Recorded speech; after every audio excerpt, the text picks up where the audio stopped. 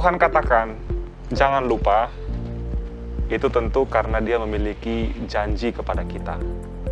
Ketika seseorang diberikan kenyamanan, seperti bangsa Israel ini, mereka diberikan kenyamanan, harta, dan materi yang selalu diinginkan dalam hidup ini, kecenderungan mereka ialah mereka lupakan Tuhan. Jadi banyak duit nggak salah.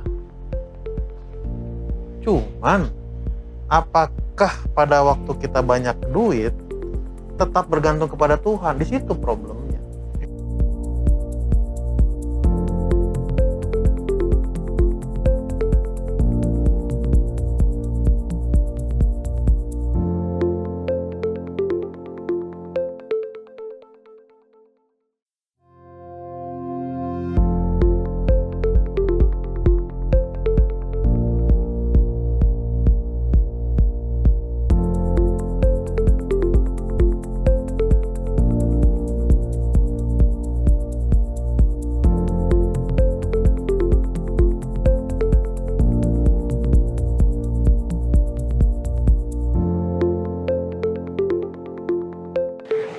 Shalom, bertemu kembali bersama dengan kami dalam program diskusi Sekolah Sahabat Dewasa. Saya Pendeta Muda Yosef Stumeang yang akan memimpin diskusi kita. Dan kita sudah masuk kepada pelajaran yang ke-10. Judulnya adalah Ingatlah, Janganlah Lupa. Di studio, saya ditemani oleh narasumber dan bintang tamu kita, Pendeta Jesli dan juga Pendeta David Panjaitan. Shalom. Pendeta. Pastor. Apa kabar? Luar biasa. Luar biasa ya. Ini udah mendekati akhir tahun. Kayaknya banyak hal-hal yang akan dilakukan nih, rencana dengan keluarga. Kalau begitu, pertanyaannya adalah, apa sih momen yang tidak pernah dilupakan? Ada nggak kira-kira, Pendeta Jesli? Oke, thank you. Kalau momen yang nggak pernah dilupakan, banyak dalam kehidupan kita. Salah satunya contoh ketika saya ditamatkan, waktu bersama keluarga, itulah momen-momen yang tidak bisa dilupakan. Tapi kalau mau pilih satu momen yang saat ini tidak dilupakan ialah ketika saya ditamatkan. Ditamatkan dari Unclub, wisuda. Itu pasti pergumulan yang berat Iya, ya, kayaknya. pergumulan itu. Sehingga nggak bisa dilupakan. Kalau saya lupa sih kapan wisuda. Bagaimana dengan Pendeta David Panjaitan? Ada Pendeta? Pasti ada. Berapa banyak? Banyak juga ya. Iya. Pilih satu Pendeta. Oke, saya akan pilih momen yang paling saya ingat, momen yang saya ingat sampai sekarang. Pertama kali beli ikat pinggang pakai uang sendiri ya. Beli ikat pinggang pakai uang sendiri? Iya. Dan ikat pinggang itu sampai sekarang masih ada. Oh, serius nih Pendeta? Serius. Dan itu saya wariskan sama Jeremy. Oh, masih dipakai? masih kuat Pendeta? Masih. Itu sudah berumur sekitar 26 tahun ikat pinggang. Hebat ya ikat pinggangnya ya? Ya, Awet. Kayaknya dari kulit buaya itu, Pendeta. menurut penjualnya kulit gajah. Katanya. Oh, kulit gajah. Oh, Penjualnya bilang, dan tokonya udah tutup. Oh. Malah tokonya udah tutup. harusnya tetap bertahan itu, karena produknya bagus banget kan, 26 tahun bisa bertahan. Ya, Oke lah, daripada kita membahas ikat pinggang, langsung saja Pendeta Jesli untuk ayat inti dan juga doa bukanya. Ayat tema kita pada pelajaran 10, ingatlah jangan lupa, terdapat dalam Ulangan pasalnya yang ke-9, ayat 7. Ulangan pasal 9 ayat 7 demikian.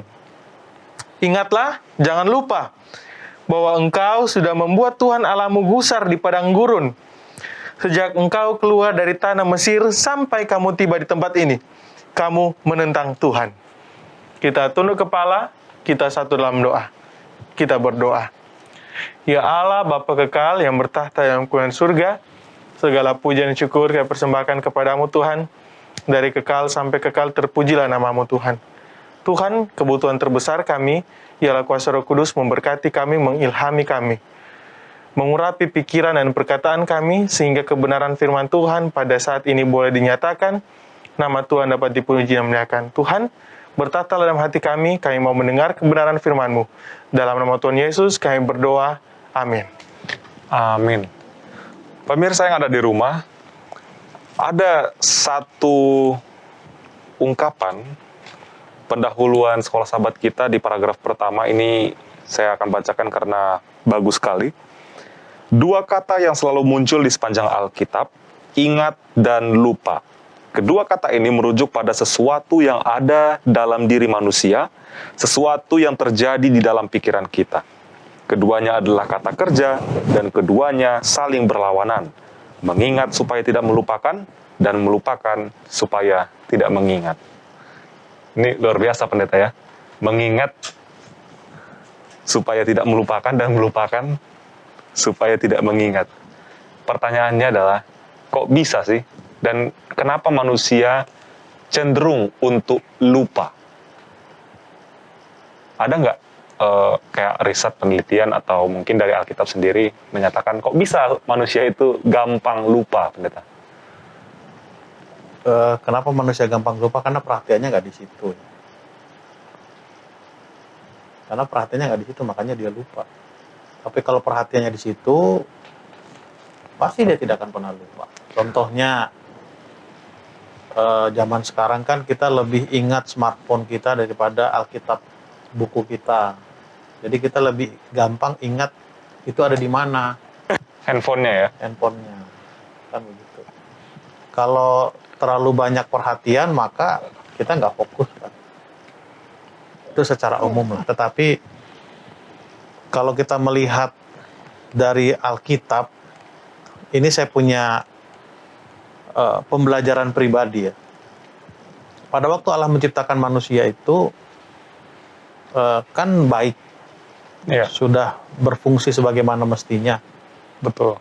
Dan tujuan Allah menciptakan manusia itu untuk hidup kekal, sehat, dan bahagia. Panjang umur, hidup kekal, sehat, dan bahagia. Tetapi itu belum menjadi bagian manusia, karena mereka kan belum makan buah pengetahuan baik dan jahat itu kan. Iya. Belum memakan pohon al-hayat itu. Oh, oke. Nah, ini saya punya perenungan dan pembelajaran. Artinya manusia itu pada waktu diciptakan ada batasnya. Bisa dapat yang saya maksud? Waktu diciptakan ada batasnya. Ada batasnya. Oke, boleh ditahan dulu pendeta. Kira-kira kenapa manusia punya batas pada waktu yang diciptakan? Jangan kemana-mana, kita akan kembali setelah yang satu ini.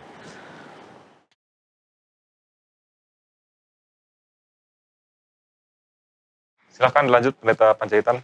Ya, manusia ada batasnya. Kenapa? Karena Allah katakan kamu akan mau makan pohon al-hayat itu supaya umurmu panjang. Kan itu. Lalu ayat-ayat di Alkitab setelah mereka jatuh ke dalam dosa, Allah usir mereka. Supaya apa? Jangan makan pohon al-hayat itu, supaya jangan mereka berdosa apa? Selamanya. Jadi ada penurunan kualitas daripada apa? Manusia itu. Termasuk masalah apa? Masalah ingatan. Sehebat-hebatnya manusia mengingat, tetap akhirnya akan lupa juga. Itu saya punya pengamatan, saya punya pembelajaran, Oke. dan saya punya respon untuk pertanyaan tadi. Berarti Kalau sifat memang manusia diciptakan langsung dengan umur panjang, itu pohon pengetahuan baik dan jahat dan al-hayat itu tidak perlu lagi ada di sana. Oke. Ini menarik sekali ya, berarti manusia itu kecenderungannya lupa. Tadi pendeta katakan karena tidak ada perhatian di objek itu ya, atau subjek yang disampaikan Tuhan. Dan kenapa menjadi lebih sering lagi lupa? Karena sudah semakin menjauh dari pohon al-hayat. Bahkan kita sekarang kan generasi manusia tahun 2021 nggak tahu buah al-hayat itu bentuknya kayak gimana, pendeta ya. Ya. Otomatis sangat jauh dari kesempurnaan dan dari batas yang sempurna yang pendeta sampaikan di awal. Silakan pendeta Jasli untuk pelajaran kita hari Minggu. Oke, thank you. Pelajaran kita hari Minggu, ingatlah pelangi.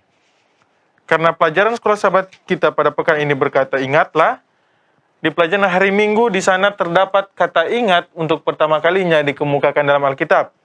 di dalam Kejadian pasalnya yang 9. Kita tahu bersama, kata ini muncul ketika Tuhan berkata, ingatlah bahwa dunia ini tidak akan dimusnahkan lagi dengan air bah, tetapi akan dimusnahkan dengan api.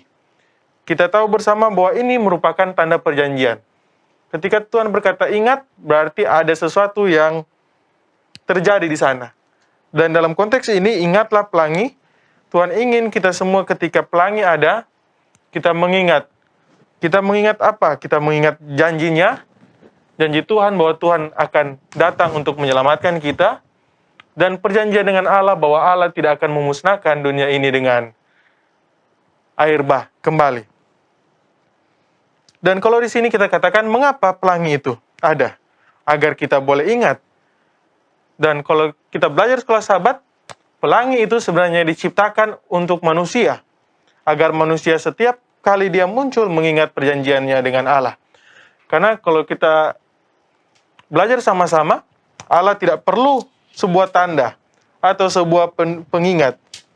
Tetapi pengingat itu bertujuan, kita lihat, menolong manusia untuk mengingat perjanjian khusus Allah yang telah dibuatnya. Dan dengan demikian, ketika setiap kali pelangi muncul, umat Allah atau kita semua akan mengingat. Bukan hanya tentang penghakiman Allah terhadap dosa, tetapi juga bagaimana besar kasih karunia Allah kepada kita semua. Bagaimana Ia ingin menciptakan kita, Dia ingin menyelamatkan kita, dan menanggung semua dosa-dosa kita. Kalau kita lihat pertentangan di pelajaran hari Minggu, ialah banyak ilmuwan yang mengatakan bahwa air bah itu tidak pernah terjadi di dunia ini. Mereka katakan bahwa ketika mereka lihat hukum-hukum alam, struktur-struktur alam, sebenarnya tidak ada yang terjadi di dunia ini. Tetapi sekolah sahabat tekankan demikian. Hal yang sama yang terjadi sebelum air bah dan sesudah air bah. Sebelum air bah mereka katakan bahwa tidak mungkin air bah akan ada, karena itu melawan hukum-hukum alam. Waktu di zaman Nuh sebelum air bah. Dan ketika sekarang, sekolah sahabat katakan, hal yang sama mereka berargumen bahwa berdasarkan hukum alam, pasti tidak ada air bah. Tetapi kita telah melihat bahwa perjanjian Tuhan dengan pelangi dikatakan, jika kita mengingat arti dari pelangi, kita dapat memiliki jaminan yang tertulis di dalam langit, warna-warni yang indah, bahwa firman Allah itu pasti. Dan jika kita dapat percaya firman-Nya sehubungan dengan janji ini, mengapa kita tidak percaya firman-Nya dalam segala hal yang disampaikan juga kepada kita? Ini boleh menjadi perenungan kita, bahwa Allah tetap menepati janjinya dan semua perjanjiannya. Terlebih khusus, mengingatkan kita bahwa Allah yang dulunya menghukum manusia karena segala keberdosaan mereka, Allah yang sama yang akan menyelamatkan kita dari kebinasaan. Terima kasih. Ada satu hal yang menarik yang saya lihat di pelajaran hari Minggu. Disampaikan bahwa ilmuwan tidak percaya terjadinya air bah. Lalu yang menjadi problem adalah, kalau memang ilmuwan tidak percaya adanya air bah, tentu kan ini sains yang mengukuhkan begitu ya. Dengan mereka katakan sesuatu yang menentang hukum alam tidak mungkin terjadi begitu. Lalu bagaimana kita mau mengingat hal tersebut kalau itu tidak pernah terjadi? Nah, kira-kira ada nggak yang bisa membantah pernyataan dari para ilmuwan yang tidak mempercayai adanya air bah? Bagaimana Pendeta Jesdi dan Pendeta Panjaitan? Mungkin ada tanggapan. Oke, sebelum Pendeta David, kalau kita lihat di banyak ini cuma sebagian ilmuwan yang setuju tentang hal ini, tetapi banyak ilmuwan yang setuju juga ketika mereka meneliti tentang struktur tanah. Memang banyak struktur tanah yang berubah. Ada timbunan-timbunan di sana, bahkan ada fosil-fosil dari binatang yang telah punah. Dan itulah salah satu contoh bahwa pernah terjadi air bah karena struktur tanah yang tidak beraturan. Dan mungkin akan ditambahkan oleh Pendeta David. Silakan Pendeta. Ya, jadi tadi pertanyaan Joseph adalah bagaimana kita mau mempercayai kalau sesuatu itu tidak terjadi, kan begitu? Ya, betul. Ya sulit lah. sulit lah gimana kita mempercayai sesuatu yang tidak terjadi kan. Iya. Nah masalahnya adalah bagaimana untuk meyakinkan mereka bahwa itu memang benar terjadi. Kan itu pertanyaan Iya. pentingnya kan. Iya. Kalau untuk meyakinkan sesuatu yang belum pernah terjadi itu sulit karena apa? Gimana kita mau meyakinkan orang kalau itu belum terjadi? Tapi itu bisa juga dilakukan kalau itu diulang-ulangi terus. Cerita itu. Contohnya cerita-cerita legenda. Banyak kan di Indonesia cerita-cerita legenda kan. Iya. Ya Jakataruk lah kan gitu. Itu kan cerita-cerita masyarakat yang belum bisa dibuktikan secara ilmiah kan. Iya. Kan kira-kira begitu. Nah, pertanyaan yang pentingnya adalah bagaimanakah meyakinkan mereka untuk percaya bahwa memang cerita itu benar terjadi. Di situ tantangan yang paling apa? Paling perlu kita gali lebih jauh. Karena waktu mungkin nanti bisa kita Oke, lanjutkan. baik. Pemirsa, kita akan break sejenak. Jangan kemana-mana, kita kembali setelah yang satu ini.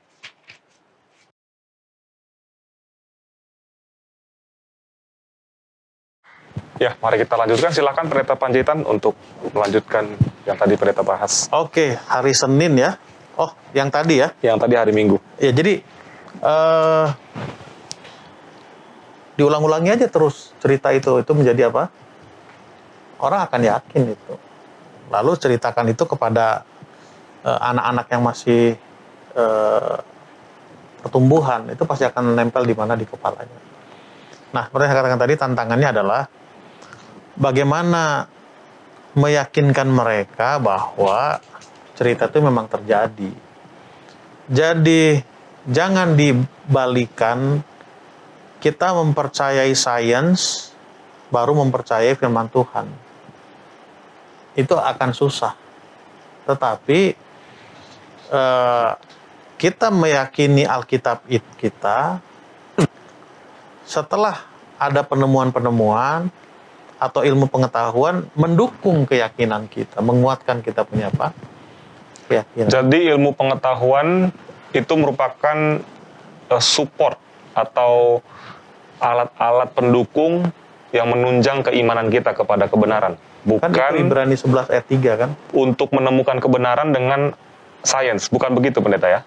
Bukan. Jangan untuk menguatkan sains diambil ke sini itu kan nggak bisa. Oke. Nah, harusnya keyakinan kita terhadap Alkitab dan firman Tuhan itu dikuatkan dengan penemuan-penemuan arkeolog itu. Sains itu contohnya kan di buku Ayub ya, atau di buku apa kan dibilang bulatan bumi. Yesaya ya, Ya, bulatan Yesaya. bumi. Bingung waktu itu bumi bulat gimana ya?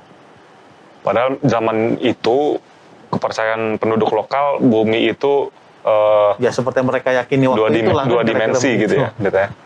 Nah, baru tahun 60 atau 70-an yang Galileo Galilei, lalu yang mengelilingi bumi, lalu yang pergi ke bulan, Ya. baru yakin, oh iya ya. Nah, kira-kira seperti itulah yang harus dilakukan. Oke, baik. Sangat setuju ya dengan apa yang Pendeta Panjaitan katakan, karena pasti banyak juga tantangan-tantangan dari sains sendiri terkait cerita Nuh dan cerita-cerita Alkitab yang di luar dari hukum alam. Kita masuk kepada... Tambahan lagi Pendeta Yosef. Baik, silakan. Ya, buat kita Pendeta. boleh baca artikel lah ya, astronot yang pergi ke luar angkasa itu kan, Ya, kan terjadi dua kelompok besar itu. dipertanyakan Pendeta ya. Yang bukan masalah perginya, mereka wah begitu naik, wah luar biasa ciptaan Tuhan ini kan gitu. Iya. Tapi itu satu kelompok ya biasa aja gitu.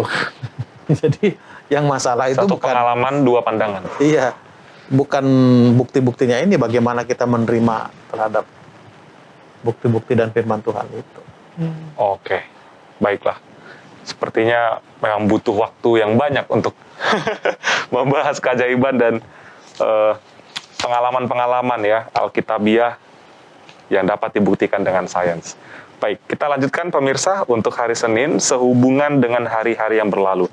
Ini adalah nasihat kembali dalam Ulangan pasal 4, menceritakan bagaimana Tuhan telah menyelamatkan dan menebus orang Israel keluar dari Mesir.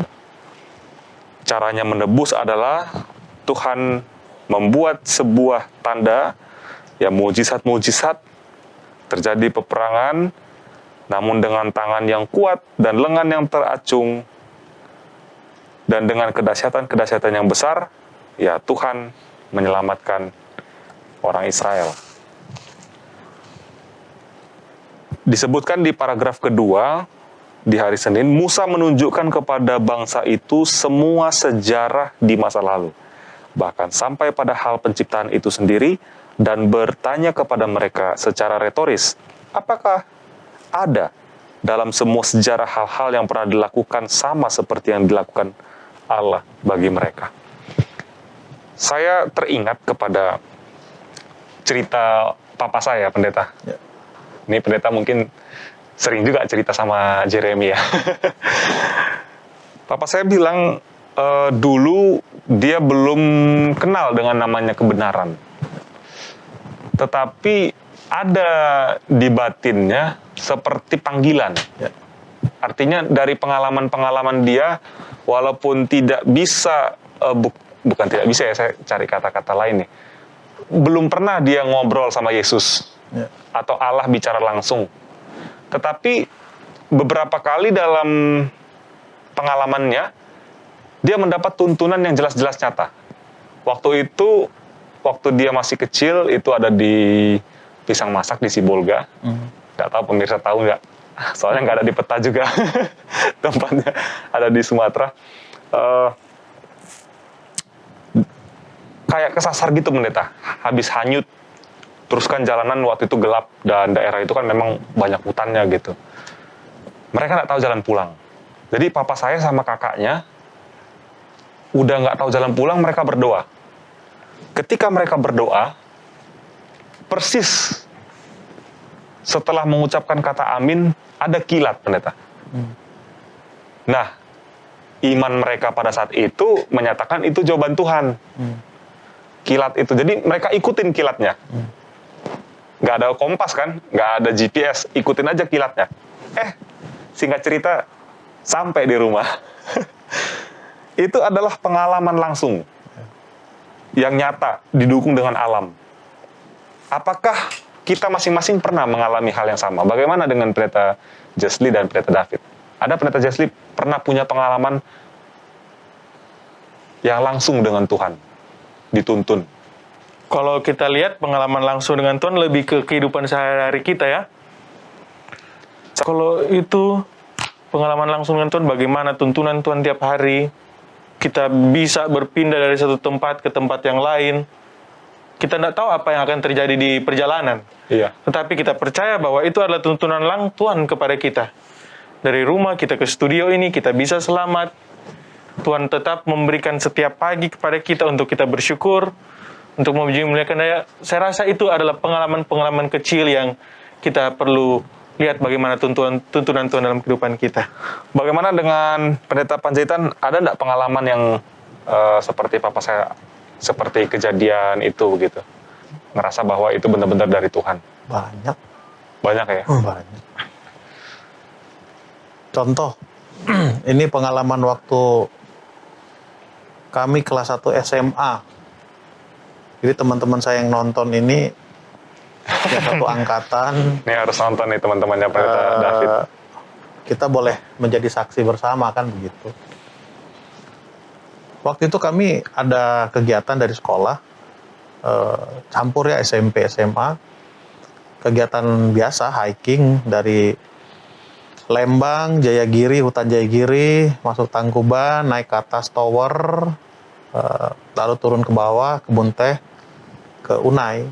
Itu biasa kegiatan menyenangkan dan rutin lah, kan kira-kira begitu. Tapi sekali waktu kami pergi itu, ada satu peristiwa yang memaksa kami harus kembali ke jalur semula. Nggak bisa langsung turun ke Unai waktu itu. Mungkin nanti dilanjutkan lah, agak sedikit panjang ceritanya ini. Oke, baik. Ditahan dulu pemirsa, kita akan dengarkan kesaksian Pendeta David setelah yang satu ini.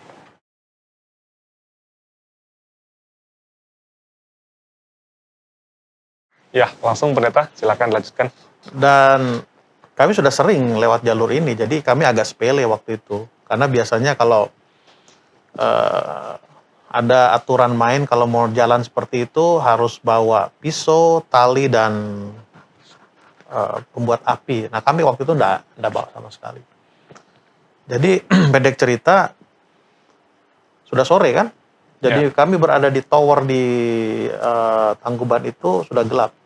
Tidak bawa senter apa-apa. Tahu apa yang kami dapat waktu itu? Kami lihat di bawah sana ada titik nyala. Titik nyala gitu. Jadi kami bilang kita harus lewat itu. Kita menuju ke sana. Pendek cerita ya kami sampai di lapangan parkir Tangkuban Perahu. Sampai di sekolah itu sekitar jam 2 pagi. Ya saya ada sekarang ini gitu. Oh, oke. Itu apa yang sangat ditakutkan Pendeta pada saat itu? Yang ditakutkan? Iya. Takut masuk jurang lah. Oh, karena Kan kiri itu kiri itu kan kawah Tangkuban Perahu itu. Oke. Takut lah. Tapi Jadi, jalan meraba-raba saja. betul-betul gelap Pendeta ya? Betul-betul. Memang sih zaman... Ya mungkin cerita ini kan agak bener nggak? Boleh Iya, benar-benar. tanya salah seorang sahabat saya dan orang yang ikut di situ. Dia ada di Semarang sekarang. Tapi memang Pendeta zaman dulu itu banyak, maksud saya begini, saya sebenarnya mau mengarahkan ke sini. Banyak pengalaman yang di zaman dulu itu kayak terasa nyata loh dengan Tuhan. Kayak tadi Pendeta kan ada dikasih tanda langsung. Kalau kayak zaman saya dengan Pendeta Jesli sepertinya bukti-buktinya hampir hilang Pendeta ya. Hanya kayak mensyukuri kehidupan sehari-hari. Mungkin ada, cuman kita belum sensitif aja dengan itu. Oh, oke. Ya. Maka seperti saya katakan tadi, karena kita tidak terfokus ke situ, Jadi kita tidak menganggap makanya itu... kita nggak anggap itu sesuatu yang... Makanya ada istilah perenungan. Kita perlu merenungkan. Oh, tadi gini ya, oh gini ya, oh gini ya. Sebenarnya banyak sih ya Pendeta. Banyak. Tuhan memberikan tanda banyak sekali. Hanya kita yang tadi seperti di pendahuluan, tidak fokus, akhirnya lupa. Oke lah, kalau begitu dilanjut Pendeta untuk pelajaran hari Selasa. Perhatikan, kalau tidak engkau akan lupa. Nah ini dia, kan saya sudah bilang tadi. Apa sih penyebab lupa yang nggak diperhatikan? Gitu. Iya kan? Oke, langsung dikasih jawaban ini. Saya hanya mengambil contoh saja ya. Mana lebih sering pelupa dengan barang-barang bapak-bapak atau ibu-ibu? Kayaknya ibu-ibu ya Pendeta. Justru saya terbalik bapak-bapak. Oh, bapak-bapak. Kalau saya mengamatinya begitu. Iya. Oke. Soalnya saya lebih pelupa. Kalau ibu itu kan diperhatiin semua di rumah ini segala macam. Oke. Poinnya adalah itu tadi. Kalau kita tidak perhatikan kita akan lupa. Itu poin yang pertama. Nah, masalahnya adalah apakah kita menjaga perhatian kita itu tetap terfokus ke sana. Makanya ada orang tersinggung kalau namanya nggak diingat. Apa dalam artinya? Oh berarti gue nggak diperhatiin dong. Betul. Iya kan? Tapi kalau namanya diingat dan disebut, apa orang akan katakan? Oh, diperhatiin juga ya. Makanya kita tugas jadi pendeta harus ingat masing-masing anggota kita, Pastor ya, namanya. Seharusnya begitu, tapi saya punya kelemahan untuk mengingat. Iya, Pendeta. Nama itu. Awalnya saya kecil hati dengan itu, tapi setelah saya baca sebuah artikel, saya baru mengerti kenapa kita susah mengingat nama dan lebih gampang kita mengingat wajahnya. Wajahnya. Karena ada komponen-komponen di otak kita untuk merekam itu bentuk-bentuk wajah orang, tapi untuk merekam nama itu yang saya ingat itu tidak ada. Artinya kalau ada orang bisa mengingat nama itu luar biasa. Itu kayaknya harus diberikan apresiasi yang besar itu Pendeta. Iya. Bagi orang-orang dengan talenta. Ya, oke. Jadi Mengingat kembali pelajaran sekolah sahabat kita kan katakan itu, perhatikan, kalau tidak engkau akan apa? Akan lupa. Jadi Ya. arti kata perhatian itu adalah untuk apa? Untuk menjaga. Menjaga ya. Kita harus fokus, konsentrasi supaya kita tidak apa? Tidak lupa. Satu contoh masalah memperhatikan. Kalau saya mengadakan perjalanan, contoh ke Bandung bawa mobil ya, saya langsung letakkan itu di mana kartu tol, di mana tempat minum saya, di mana handphone saya. Saya langsung di tempat posisi yang apa? Yang sudah saya taruh. Dan saya selalu jaga seperti itu. Kalau pindah dia, wah sudah kacau. Iya. Sudah kacau. Makanya, ya itu tadi pertanyaan di awal kan, apa sih sebabnya orang lupa? Ya nggak fokus gitu. Nah yang diharapkan di pelajaran hari Selasa ini adalah, mari kita jaga fokus kita itu supaya kita tetap apa? Tetap bisa mengingat. Tapi ada loh yang saya tahu pendeta, Ya. ini teman saya, ya dia perempuan, dia bilang sama saya, aduh aku pelupa gitu. Jadi misalnya kita ngobrol nih pendeta, baru ngobrol begitu kan, dan kita nanya sesuatu. Nah, misalnya lanjut lagi gitu pembahasannya atau obrolan kita, pertanyaan itu dia lupa begitu. Padahal kan langsung, bukan berarti dia tidak memperhatikan dia bilang, tapi memang dia gampang lupa begitu. Apakah itu berarti dia tidak fokus atau memang ada juga kita manusia penyakit lupa begitu? Ada. Nah, bagaimana supaya kita yang sangat gampang untuk lupa atau ke distract begitu, untuk mengingat, ada enggak kuncinya atau sesuatu yang bisa kita latih untuk mengingat sesuatu? Oke. Tentu harus ini ya, konsultasi lah ya. Entah ke dokter, entah ke psikolog dan apa lain sebagainya. Itu ada mungkin ada masalah-masalah tertentu yang ada di bagian orang itu kan, kira-kira begitu. Bisa kalau kita kurang istirahat jadi pelupa juga, depresi jadi pelupa juga, kan gitu. Tetapi percayalah, cara kerja otak kita itu adalah merekam. Masalahnya adalah apakah kita bisa panggil itu, atau ada istilah namanya clue, Recalling gitu ya? pancingan. Oh iya benar. Iya benar. Oke, berarti memang bisa dilatih pendeta ya? Ya. Dan Itu bisa, yang saya tahu begitu. Tapi anjurannya adalah kalau ada orang seperti itu kan case by case. ya betul. Anjuran saya konsultasi saja ke bagian medis, ke bagian psikolog ya mungkin ya, untuk mencari tahu kira-kira masalah apa yang terjadi kepada mereka. Iya. Cuman ya itu tadi ya, ada memang hal yang tidak bisa dilupakan setahu saya, itu masa-masa kecil pendeta ya. Seperti nenek saya kan sekarang sudah pikun, tapi masa kecilnya dia tidak bisa lupa, walaupun ada beberapa case di mana itu jadi mix pendeta. Pengalaman masa kecilnya dan beberapa tahun dia udah dewasa, itu kayak ke mix. Apa yang dia lakukan, lokasinya berbeda, tapi tetap yang namanya Bukan pengalaman diingat. masa kecil tidak bisa dilupakan. Ya, itu pelajarannya pemirsa, sehingga kenapa Tuhan katakan dalam Ulangan 6, ingatkan anakmu, karena memang pengalaman pada masa kecil itu adalah pengalaman yang krusial, di mana seorang anak memiliki daya ingat yang sangat tajam, khususnya untuk firman Tuhan. Kita akan lanjutkan pembahasan ini.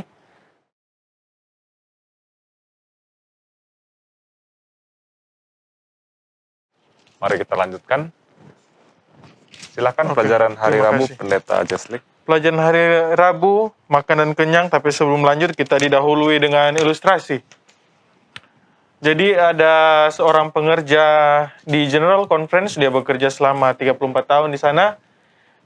Dia memiliki kesaksian bahwa ketika dia dan istrinya ada di bandara, mereka kehilangan bagasi mereka. Dan ketika mereka kehilangan bagasi mereka, mereka bertelut, mereka berdoa kepada Tuhan, mereka memohon agar bagasi mereka kembali. Tetapi setelah waktu berlalu, hal yang sama terjadi kepada mereka di bandara. Mereka berdua tiba di bandara, kehilangan bagasi lagi. Tetapi apa yang menjadi berbeda? Yang menjadi berbeda ialah pengerja General Conference ini katakan kepada istrinya bahwa jangan khawatir. Kenapa jangan khawatir? Dia katakan, asuransi akan menanggung ini. Sama seperti pada pelajaran Rabu, makan dan kenyang, base dari ulangan pasalnya yang ke-8 ayat 7-18, mengapa sama seperti pengerja katakan, jangan khawatir karena ada asuransi yang menanggung ini. Hal yang sama Tuhan lakukan kepada bangsa Israel. Tuhan memberikan kepada mereka garansi bahwa mereka akan makan, bahkan sampai kenyang. Bahwa mereka tetap akan memiliki roti dan tidak perlu mereka berhemat. Bahwa Tuhan akan menjaga kelangsungan hidup mereka ke negeri yang Tuhan akan berikan. Tuhan katakan negeri itu indah, kaya, penuh dengan semua materi yang Tuhan janjikan kepada mereka. Mereka pasti akan nyaman, diberkati, punya hewan, ternak, emas, perak ada di situ. Tuhan katakan susu melimpah. Artinya, Tuhan sementara garansi kepada bangsa Israel bahwa ketika mereka datang kepada Tuhan, mereka menurut, Tuhan memberikan jaminan bahwa semua kenikmatan, semua materi yang mereka inginkan di dalam hidup ini akan Tuhan berikan. Tetapi kalau kita lihat, ada bahaya yang selalu mengintai ketika semua materi ada dalam kehidupan kita. Seperti yang Tuhan katakan dalam Ulangan 8, ayatnya yang ke-18. Tuhan katakan demikian.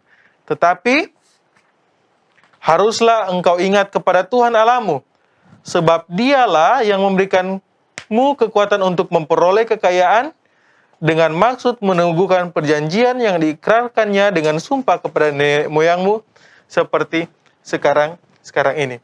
Ketika seseorang diberikan kenyamanan, seperti bangsa Israel ini, mereka diberikan kenyamanan, harta, dan materi yang selalu diinginkan dalam hidup ini, kecenderungan mereka ialah mereka lupakan Tuhan.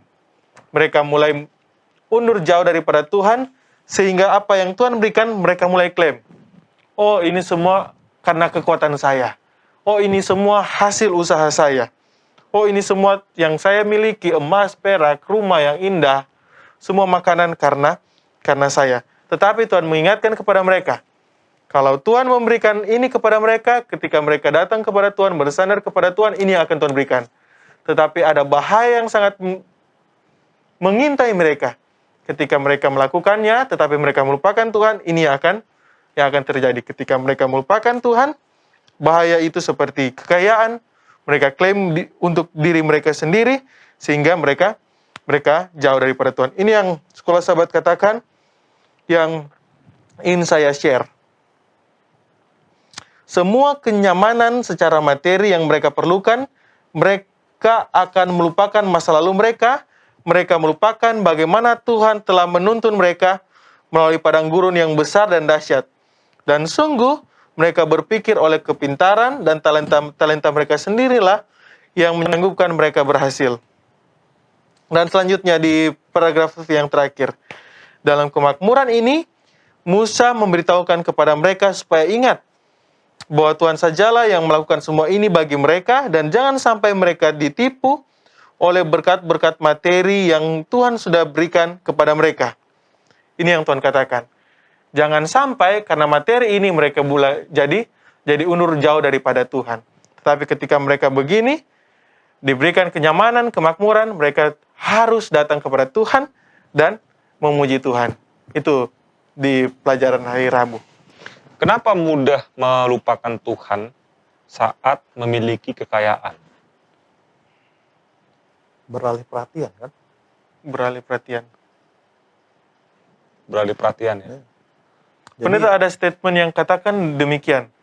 Ketika kita ingin tahu sifat asli orang tersebut, berilah dia kekuasaan, maka kita akan tahu bagaimana itu, Pendeta. Benar. Berarti bisa jadi kekayaan juga salah satu ujian, Pendeta ya.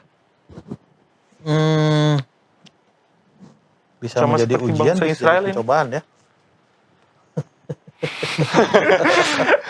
Bisa Soalnya kita belum kaya-kaya juga nih, Pendeta. Oke. Kenapa saya katakan seperti itu?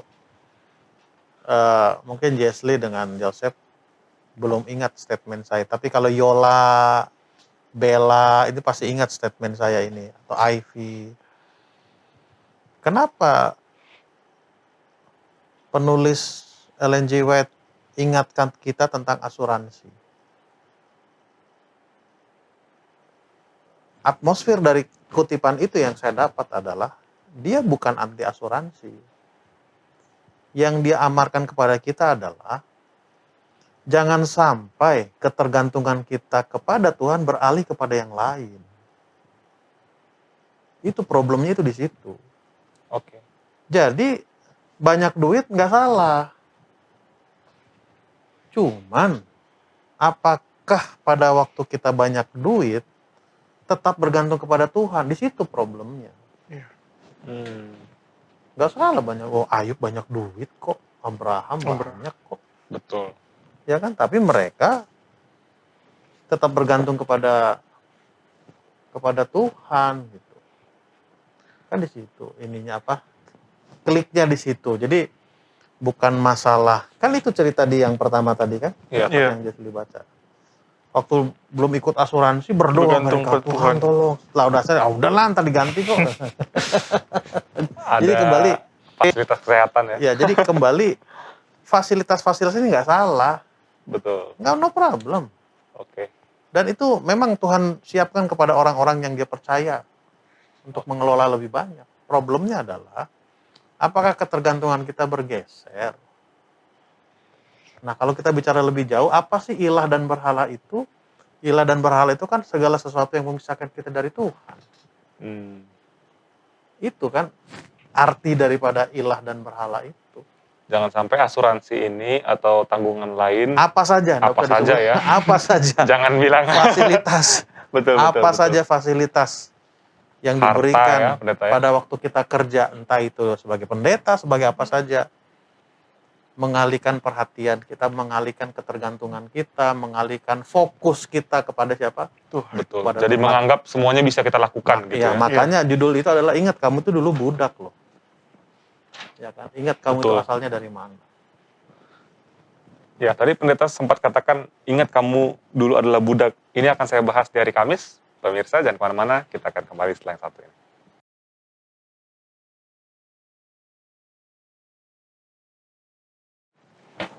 Kembali bersama dengan kami, kita lanjutkan hari Kamis. Ingat bahwa engkau dulu adalah seorang budak.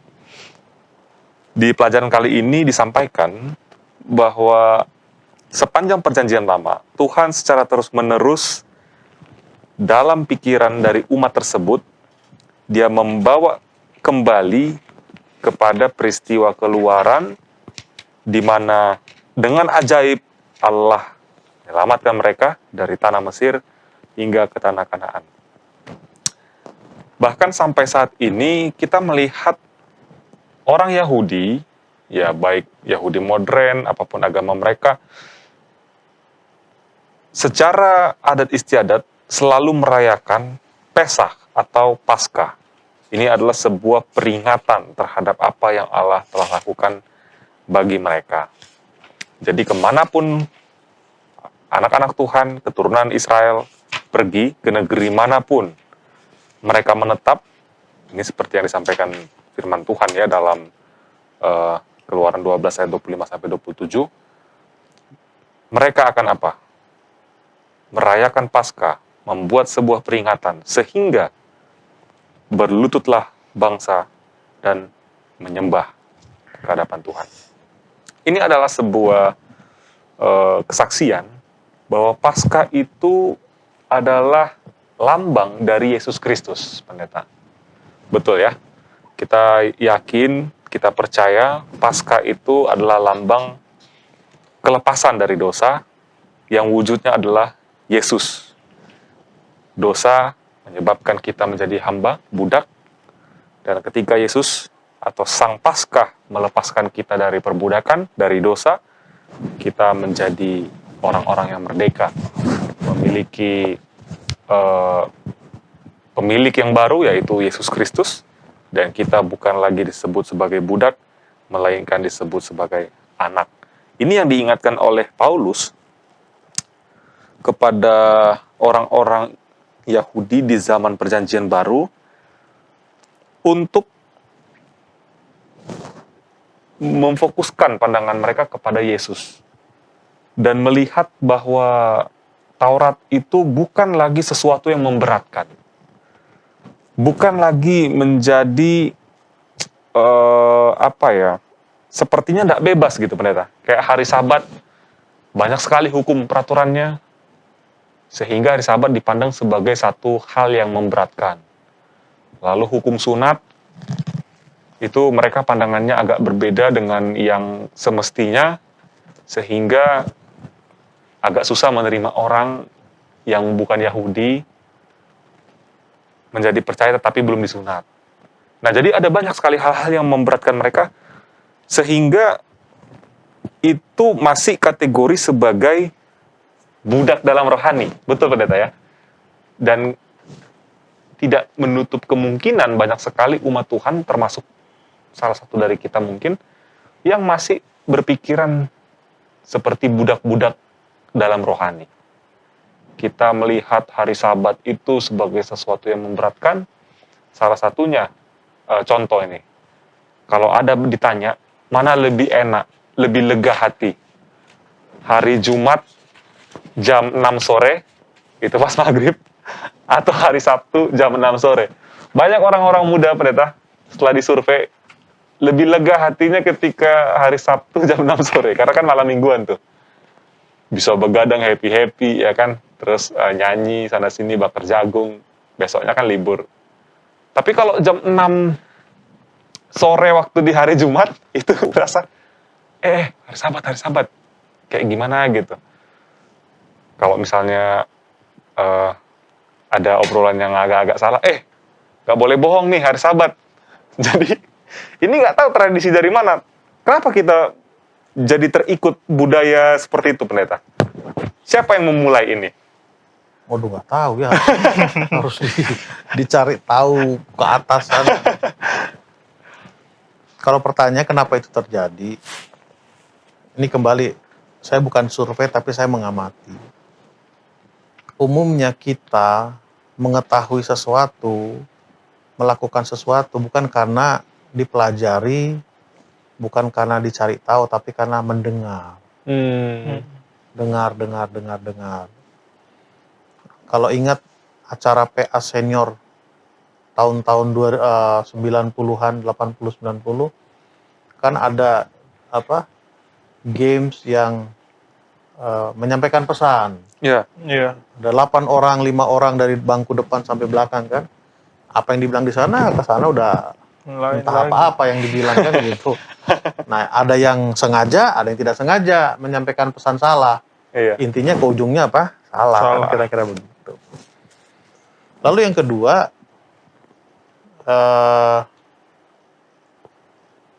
kita tidak mau keluar dari pakem yang sudah kita lakukan, padahal sebetulnya masih bisa dieksplor lebih jauh lagi. Beberapa waktu lalu, kebetulan saya diundang di satu negara pakai Zoom ya, untuk bikin pembicaraan kecil-kecilan lah. Lalu saya tanya mau bicara apa, saya bilang, terserah pendeta lah katanya. Lalu saya tulis, yaudah kita bicara tentang Sabat lah. Oh, mereka udah kumpulkan banyak pertanyaan.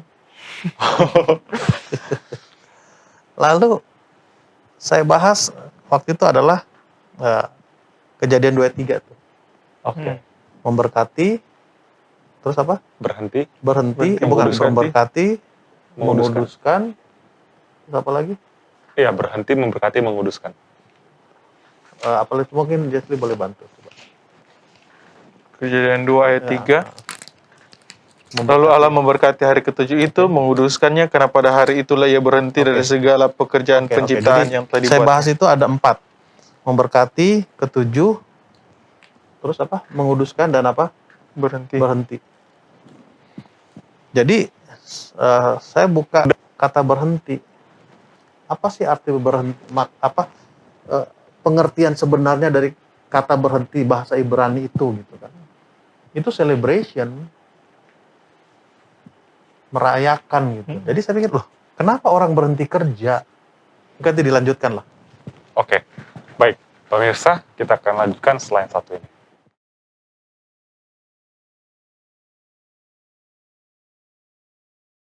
Ya, silakan Pendeta Panjaitan. Banyak alasan kenapa orang berhenti dari berhenti dari kerja. Waktunya habis, pekerjaan masih ada, tenaga udah nggak ada. Berhentinya gimana akhirnya dilakukan? Tidur, kan gitu. Ya. Lalu tenaga ada, pekerjaan ada, waktunya udah nggak ada, udah habis. Pulang mikir, gimana besok kerjaan ini lanjutkan gitu. Nah ini tenaga masih ada, waktu masih ada, pekerjaan udah selesai. Lalu hasil dari pekerjaan ini sungguh amat baik. Kan berhenti kan? Ya. Berhentinya gimana? Mikir kah? Tertidur kantuk atau gimana? Senang, celebration. Itu sahabat yang sebenarnya. Berhenti. Kita memahaminya seperti yang tadi Pendeta katakan ya, ada Iya. yang tertidur, Iya. ada yang stres. Kenapa? Ya ini agak keluar dari sekolah sahabat kita. Kenapa? Kalau kita menghubungkan dengan pengalaman mana, bagi saya peristiwa mana itu yang terkesan buat saya itu bukan masalah mana yang mereka makan di hari Sabat, bukan. Bagi saya, orang Israel makan mana Sabat itu tidak hebat buat saya ya. Ini pembelajaran saya. Kenapa? Kan sudah disiapkan hari Jumat makanannya. Nah, Jadi untuk Sabat mereka nggak usah pusing. Udah ada, stok tuh udah ada. Justru yang menjadi persoalan adalah makanan dari hari Minggu sampai hari Jumat. Apa yang Tuhan bilang? Besok kumpulkan. Udah ada belum? belum. Kan gitu. Jadi pada waktu Tuhan katakan besok pagi kumpulkan, mereka keluar ada. Senang atau susah? Senang. Yes. Begitu masuk hari Sabat, senang atau susah? Senang lah. Senang. Kenapa? Hari Minggu makanan pasti Tuhan akan siapkan. Dari mana kita yakin? Yang lalu kan sudah disiapkan juga. Nah, artinya itu tadi. Maaf kalau saya katakan mungkin ya mereka belum dalami arti daripada apa? Sabat. Ya. Sabat itu. Nah, tadi Yosef juga katakan, Sabat nggak boleh bohong. Jadi hari biasa emang boleh. Enggak kan? Jadi kalau saya melihat sekarang tampilan Yosef agak lebih keren bandingkan yang lalu-lalu kan pakai segala macam. Jadi Bisa aja nih Pendeta. ada tampilan orang jomblo dengan tidak jomblo, gitu. Ada. Waktu dia belum punya cewek ya cuek aja gitu kan. Tapi setelah punya cewek, tentu dia akan menyesuaikan diri bahwa dia sudah statusnya sudah berbeda. Iya. Pertanyaannya adalah penampilan yang statusnya itu berbeda waktu di malam minggu saja atau memang selama satu pekan itu? Kan itu pertanyaannya. Seharusnya satu pekan itu statusnya udah berbeda. Begitu masuk malam minggu, ya nggak jadi beban gitu. Dia nggak jadi film karton berubah gitu. Enggak. Dia memang dirinya begitu. Itu menanggapi. Berarti memang Sabat itu harus dialami sebagai sesuatu yang memerdekakan, Pendeta, ya? Benar. Bukan sesuatu yang membebani seperti budak Bukan. jadinya kita ya. Makanya lagu anak-anak dulu nggak tahu kalian masih ingat nggak? Saya masih ingat itu tuh. Hari Sabatku jalan-jalan di terang matahari. La la la la la la la la la. Na na na na na na na. Ingat nggak lagu itu? Kayaknya nggak ada. Pernah dengar ya? Nggak pernah sih dengar. Ya, kita beda umur jauh memang. Kalau sekarang hari Sabat jalan-jalan bisa kena komite, Pendeta. No comment lah.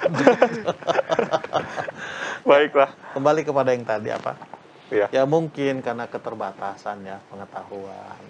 Jadi ya kita harus rubah lah. Belum mendalami ya Kita harus progres. makna itu. Merubah sesuatu yang lebih baik. Oke. Hari Jumat, Pendeta, silakan untuk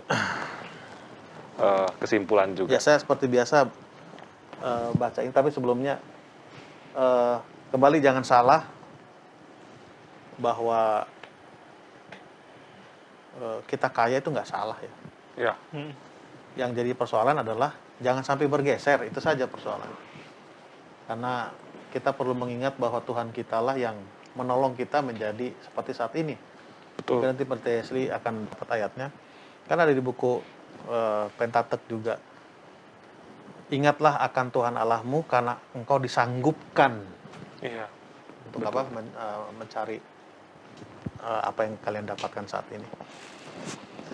Ini kutipan, betapa besarnya keridlaan serta belas kasih Allah bagi makhluk yang berdosa dengan menciptakan pelangi yang indah di awan-awan sebagai satu tanda perjanjiannya dengan manusia. Tuhan mengatakan bahwa apabila ia melihat pelangi itu, ia akan mengingat janjinya. Ini tidaklah mengartikan bahwa bisa jadi dia lupa, tetapi ia berkata-kata kepada kita dalam bahasa manusia agar kita dapat mengerti akan dia dengan lebih baik. Jadi yang perlu kita tegaskan adalah pada waktu Tuhan memberikan janji bukan berarti dia akan lupa. Justru dia mau membantu kita mengingat bahwa Tuhan pernah berjanji. baik, luar biasa nih pernyataan pendeta. Namun sedikit lagi pendeta, Ya. kayaknya udah jarang kita ngeliat pelangi ya. Kalau di Jakarta nih, nggak tahu kalau di daerah-daerah pegunungan mungkin pelanginya indah, jelas kelihatan. Sehingga orang-orang perkotaan lupa janji Tuhan nih pendeta. Jangan disangkut pautkan dengan satu kota yang selalu banjir ya. Tidak, itu tidak ada hubungannya. Pelangi itu dimunculkan oleh Tuhan untuk mengingatkan bahwa penghakiman atau pemusnahan bumi secara massal oleh air itu tidak akan pernah ada lagi. Ini bukan menceritakan bahwa tidak akan ada banjir, bukan itu poinnya. Bukan itu poinnya. Benar. Baiklah. Bagaimana pendeta Jesli? Sudah pas? Jangan lupa pelangi. Jangan lupa pelangi, benar. Pelangi di matamu ya. Pemirsa, Tuhan katakan, jangan lupa, itu tentu karena dia memiliki janji kepada kita. Apa itu janjinya yang diberikan kepada kita? Kehidupan kekal bersama dengan dia di surga dan dunia yang baru. Kita akan kembali untuk melanjutkan episode kita nanti. Jangan lupa untuk saksikan selalu program-program Hope Channel Indonesia yang sangat menarik. Tuhan Yesus memberkati kita. Shalom. Oke.